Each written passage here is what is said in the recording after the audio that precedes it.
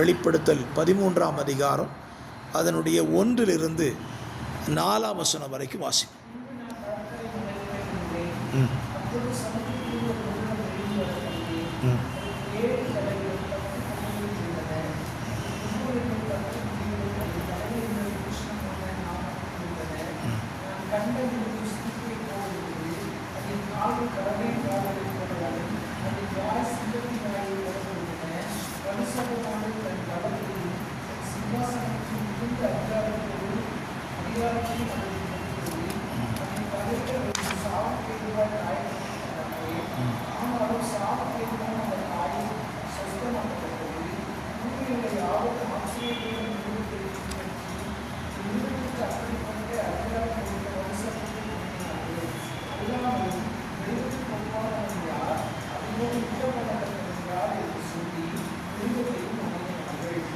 கர்த்தருடைய பரிசுத்த நாமம் மகிமைப்படுவதாக. இந்த அதிகாரத்தில் அந்தி கிறிஸ்துன்னு சொல்லாமல் மிருகம் என்று பெயரிடப்படுகிறது. ஸ்தோத்திரம். பைபிளில் நிறைய காரியத்தை ஆண்டவர் ஊமைகளாய் சொல்லியிருக்கிறார், உருவங்களை வைத்து சொல்லியிருக்கிறார். உருவகங்கள் வச்சு ஸ்திரீ அப்படின்னு சொல்லுவார். ஸ்திரீன்னு சொன்னோடனே ஆக்சுவலாக ஸ்திரீ கிடையாது, அது பாபிலோன். வெளிப்படத்தில் சொல்லப்படுகிற ஸ்திரீ பாபிலோன். இங்கே மிருகம் அப்படின்னு சொல்லப்பட்டுச்சுன்னா இது அந்தி கிறிஸ்து. இந்த அதிகாரத்தில் இன்னொரு மிருகம் வருவான், அவன் கள்ள தீர்க்கதரிசி. ஸோ 2 விதமான மிருகங்கள் இந்த அதிகாரத்தில் இருக்கிறாங்க.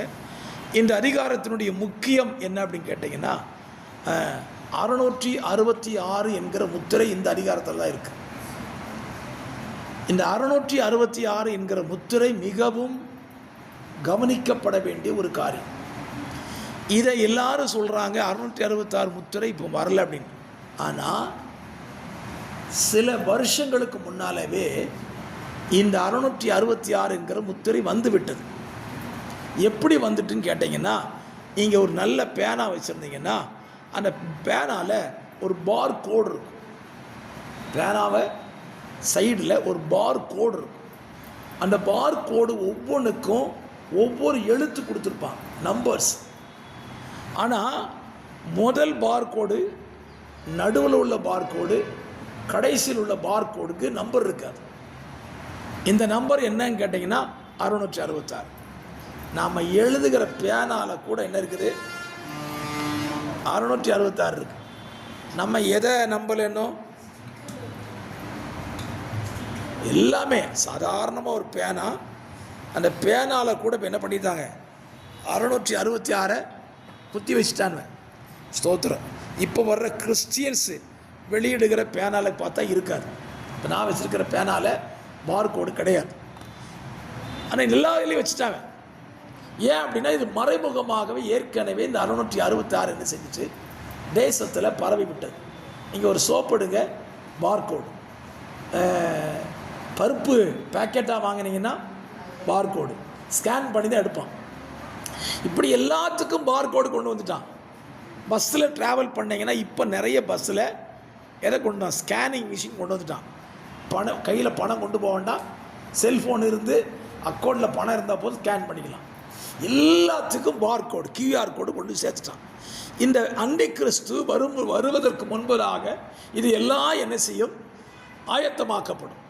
சரி, இந்த அதிகாரத்தில் இந்த அந்தி கிறிஸ்துவனுடைய ஓமையை பாருங்கள். அவன் எப்படி இருந்தானா, 7 தலை, 10 கொம்புகள், 10 கொம்புகளின் மேல் 10 முடிகள், அதன் தலைகளின் மேல் தூஷணமான நாமம் இருந்துச்சு. ஸ்தோத்திரம். இந்த 10 கொம்பு, 7 தலை, 7 முடி, இதெல்லாம் பார்த்தீங்கன்னா உண்மையிலே கொம்பு கிடையாது, கொம்பும் கிடையாது, முடியும் கிடையாது.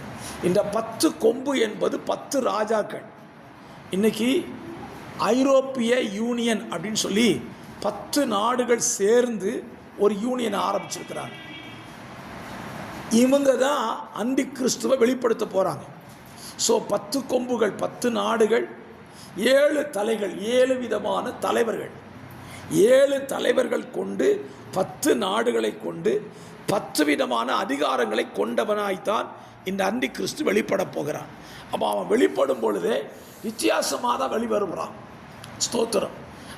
அதிகாரத்தை குறித்து அவனை குறித்து ஸ்தோத்திரம். அந்தி கிறிஸ்துவுக்கு பைபிளில் நிறைய பேர் கொடுக்கப்பட்டிருக்கு. கிட்டத்தட்ட நான் ஒரு 10 பேருக்கு மேலே சொல்கிறேன், எழுதி வேணால் வச்சுக்கோங்க. பைபிளில் அந்தி கிறிஸ்துவுக்கு இருக்கிற நிறைய பேர். 1 பாவ மனுஷன், 2 தெசலோனிக்கேயர் 2ஆம் அதிகாரம் 3ஆம் வசனம். பாவ மனுஷன் அந்தி கிறிஸ்து. 2 தெசலோனிக்கேயர் 2:3. 2 தெசலோனிக்கேயர் 2:3லேயே கேட்டின் மகன் அப்படின்னு இருக்கும். கேட்டின் மகன் என்று இருக்கும். 2 தெசலோனிக்கேயர் 2:8 அக்கிரமக்காரன். அந்தி கிறிஸ்துவுக்கு பேர் அக்கிரமக்காரன். பாவ மனுஷன், கேட்டின் மகன், அக்கிரமக்காரன். அடுத்தது தன் இஷ்டமுள்ள ராஜா.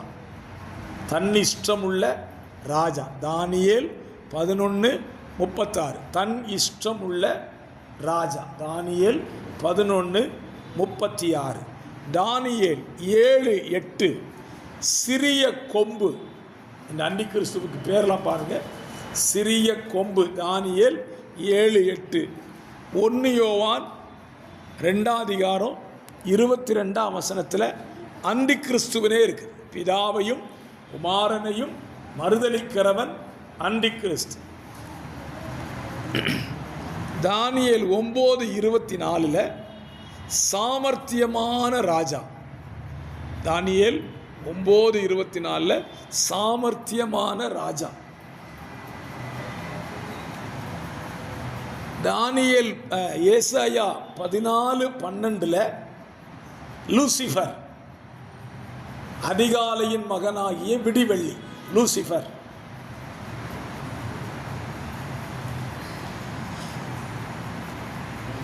தானியேல் 9:26 வரப்போகிற பிரபு.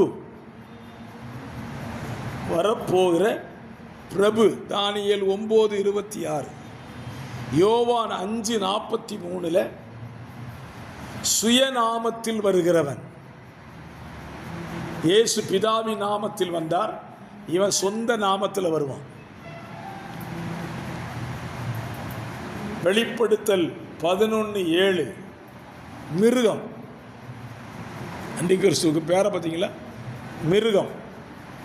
வெளிப்படுத்தல்ல 38 தடவை இவனை குறித்து மிருகம் மிருகம்னு எழுதி வச்சிருக்காரு ஆண்டவர்.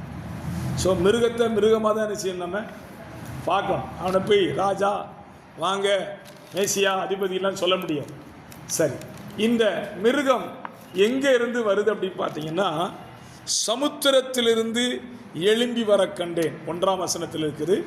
சமுத்திரத்திலிருந்து எழும்பி வருகிறான் என்று எழுதப்பட்டிருக்குது. சமுத்திரம்னா என்ன அப்படின்னு பார்த்தீங்கன்னா உலகம்.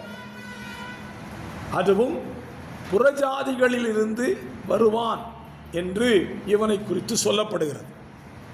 நான் ஏற்கனவே சொல்லியிருந்தேன், இந்த அந்தி கிறிஸ்து எங்கேருந்து வருவான், யூதர்களாக இருந்து தான் வருவான்னு சொல்லியிருந்தேன். இவன் புறஜாதியானா இருக்கலாம் என்று சொல்லுகிறார்கள். ஆனால் தான் கோத்திரத்திலிருந்து அவன் என்ன செய்யணும், வெளிப்படணும். சரி, இவன் யார் ஏற்கனவே நம்ம வாசித்தோம். அவன் சின்ன கொம்பு, வரப்போகிற பிரபு, தன்னிஷ்டம் உள்ள ராஜா. இவன் உயிர்த்தெழுந்த தனிநபராய் கூட இருக்கலாம். இயேசு கிறிஸ்துவை போல உயிர்த்தெழுந்த தனிநபராக இருக்கலாம். அப்படின்னா நமக்கு ஒரு கேள்வி வரும், இயேசு மட்டும்தானே உயிர்த்தெழுந்தார், வேறு யாரும் உயிர்த்தெழலையேன்னு சொல்லலாம். பைபிளில் உயிர்த்தெழுந்தவர்கள் ஏராளம் பேர் இருக்கிறார்கள். லாசரு உயிர்த்தெழுந்தான், எபீர் மகள் உயிர்த்தெழுந்தாள், நாயின் ஒரு விதவையின் மகன் உயிர்த்தெழுந்தான். இவங்கெல்லாம் உயிர்த்தெழுந்தாலும் திரும்ப என்ன செஞ்சிட்டாங்க, செத்துட்டாங்க. நம்முடைய ஆண்டவர் மட்டும் உயிர்த்தெழுந்தவர், இனி மரிக்கப் போவதே இல்லை. அப்படியானால் அந்தி கிறிஸ்துவும் செத்து பிழைச்சவனாக இருக்கலாம். அதுக்கு ஒரு உதாரணம் பாருங்க. 3ஆம் வசனம். அதன் தலைகளில் ஒன்று சாவுக்கேதுவாக காயம் பட்டிருக்க கண்டேன். அப்படின்னா அவன் எங்கேயோ அடிபட்டிருக்கான். அந்தி கிறிஸ்து ஒரு யுத்தத்தில் அடிபட்டு செத்து பிழைச்சவன் தான் அந்தி கிறிஸ்து. ஸோ அந்தி கிறிஸ்துக்கு இவ்வளவு காரியத்தை கர்த்தர் கொடுத்திருக்கிறார். ஆகிலும் அந்த காயம் சொஸ்தமாக்கப்பட்டது. மரண தருவாய்க்கு போய் சுகமாகி திரும்ப வர்றவன் தான் அந்தி கிறிஸ்து. சரி, இந்த தலைகளில் தூஷணமான நாமம் எழுதப்பட்டிருக்கிறது. அந்தி கிறிஸ்து வரும் பொழுதே தேவனை தூஷிக்கிறவனாய் தான் என்ன செய்வான், வருவான் அப்படின்னு என்று எழுதப்பட்டிருக்கு. சரி, இப்போ இந்த அந்தி கிறிஸ்து இவ்வளவு செயலில் வந்தாலும் இவனுக்கு அதிகாரம் கொடுக்கிறது யார்? அந்தி கிறிஸ்துவுக்கு அதிகாரம் கொடுக்கிறது யாருன்னு கேட்டீங்கன்னா, பழைய பாம்பாகிய வலுசல் லூசிபர் தான் என்ன செய்கிறான், இந்த அந்தி கிறிஸ்துவுக்கு ஆட்சி செய்யும்படியான அதிகாரத்தை கொடுக்கிறான். ஸ்தோத்திரம். ஆட்சி பீடத்துக்கு இந்த அந்தி கிறிஸ்து வரும்போது என்ன செய்வான்னா, யூதர்கள்ட்ட போய் சமாதான உடன்படிக்கை செய்து கொள்வான்.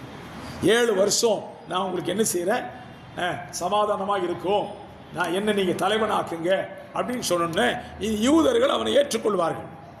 சமாதான தூதுவனாய் வந்ததுனால அவனை ஏற்றுக்கொள்வார்கள்.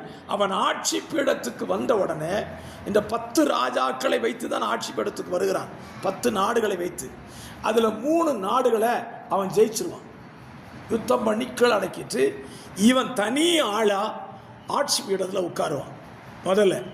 2வது, யூதர்களுக்கு 7 ஆண்டுகள் உடன்படிக்கை செய்து கொடுத்ததுனால இந்த உடன்படிக்கையை கொஞ்சம் கொஞ்சமாக என்ன செய்வான், விலக்க ஆரம்பிப்பான்.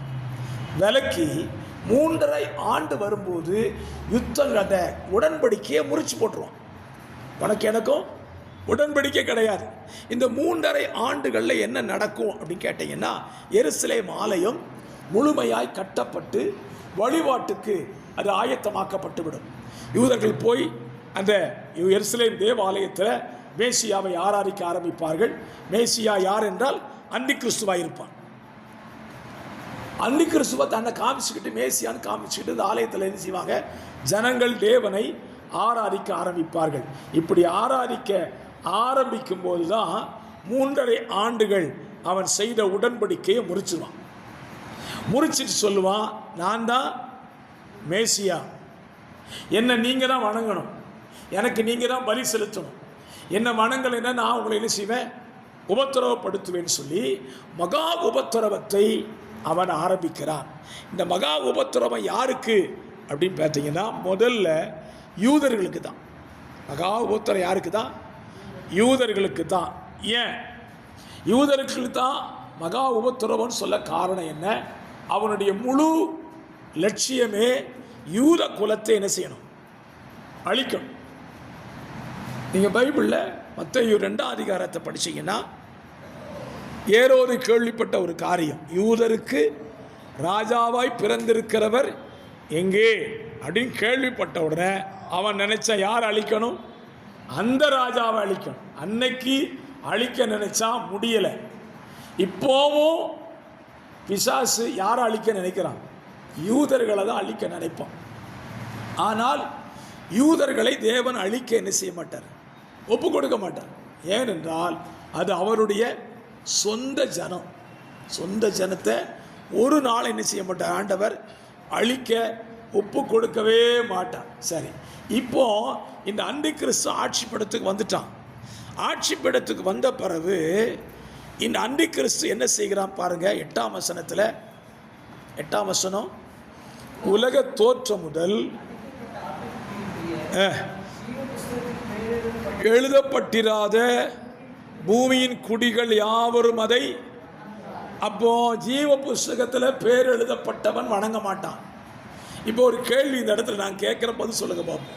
இந்த ஜீவ புஸ்தகத்தில் எழுதப்பட்டவர்கள் அந்தி கிறிஸ்துவனுடைய ஆளுகையில் இருப்பாங்களா?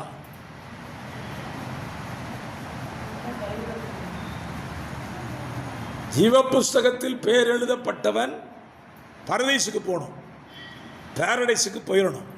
ஆனால் பைபிள் எழுதப்பட்டிருக்கிறது, ஜீவ புஸ்தகத்தில் பேர் எழுதப்பட்டிராதவன் எவனோ அவன் தான் என்ன செய்கிறான், அதை வணங்குவான். அப்போ எழுதப்பட்டவன் வணங்க மாட்டான். எழுதப்பட்டவன் அங்கே இருப்பானா அப்படின்னு கேட்டால் இருப்பான்.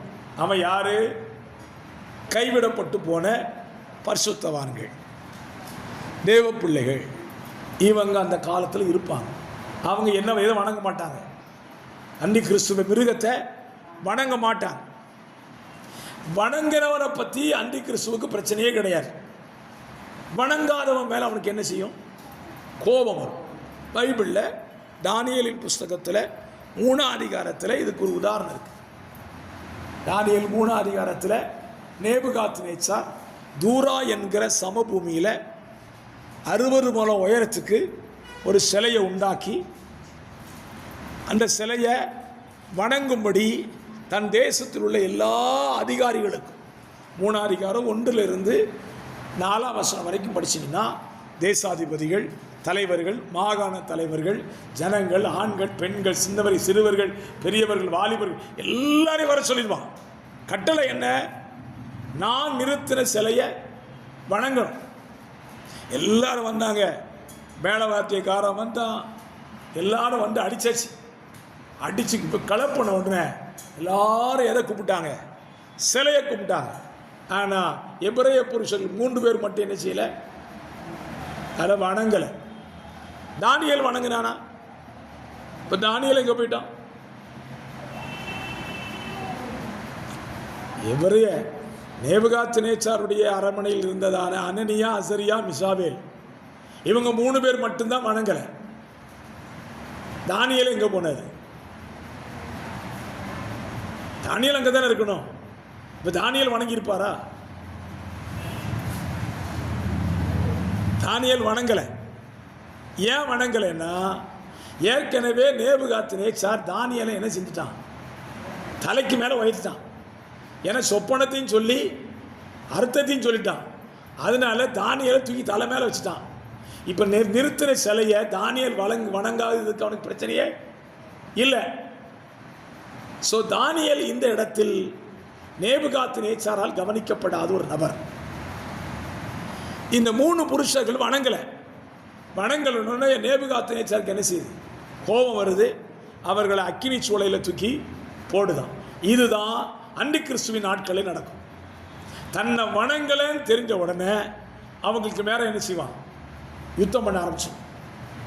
இந்த வணக்கத்துக்கு உரியவர்கள் பைபிளில் நீங்கள் படிச்சீங்கன்னா தன்னை வணங்க வேண்டும் என்று விரும்பின மனிதர்கள் பைபிளில் இருக்கிறாங்க. அதில் ஆள் யாரு? ஆள் வேதத்தின் வசன ஒழுங்கின்படி ஆள் லூசிபர் இல்லை. தன்னை வணங்கணும்னு சொன்னவன் ஆமான். தன்னை வணங்கும்படி சட்டம் பிறப்பிச்சான்.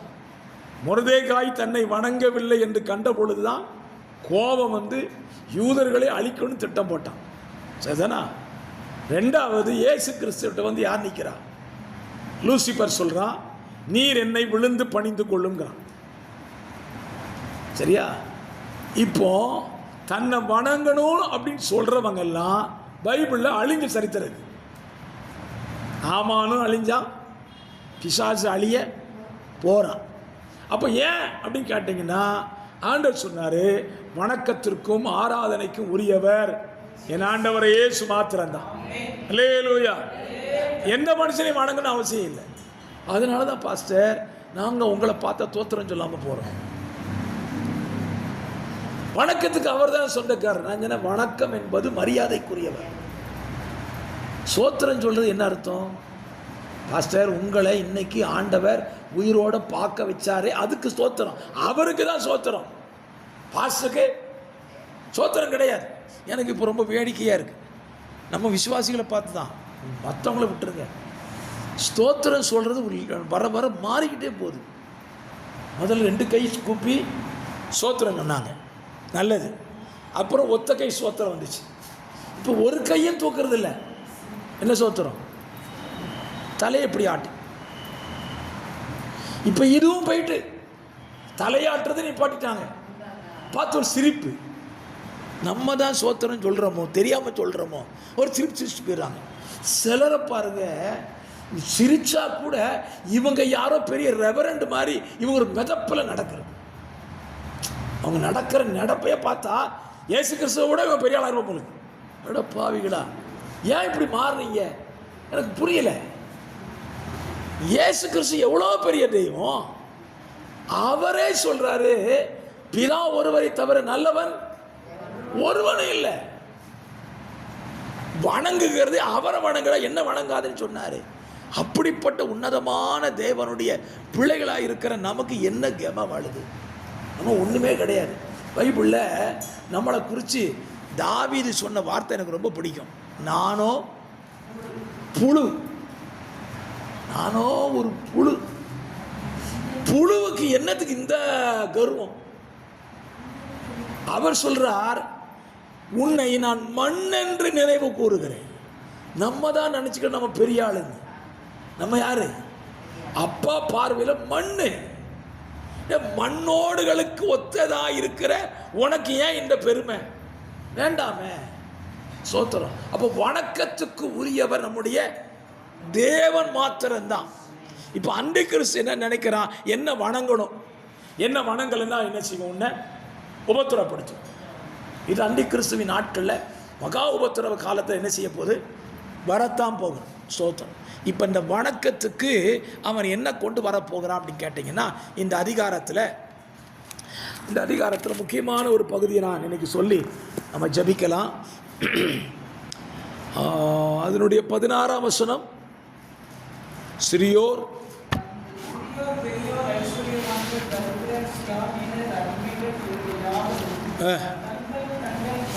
வலது கையிலாவது நெற்றிகளிலாவது முத்திரையை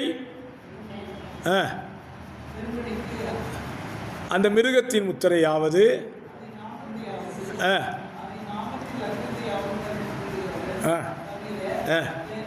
வேறு ஒருவனும் கொல்லவும் விற்கவும் கூடாதபடிக்கு செய்தது. இதிலே ஞானம் விளங்கும்.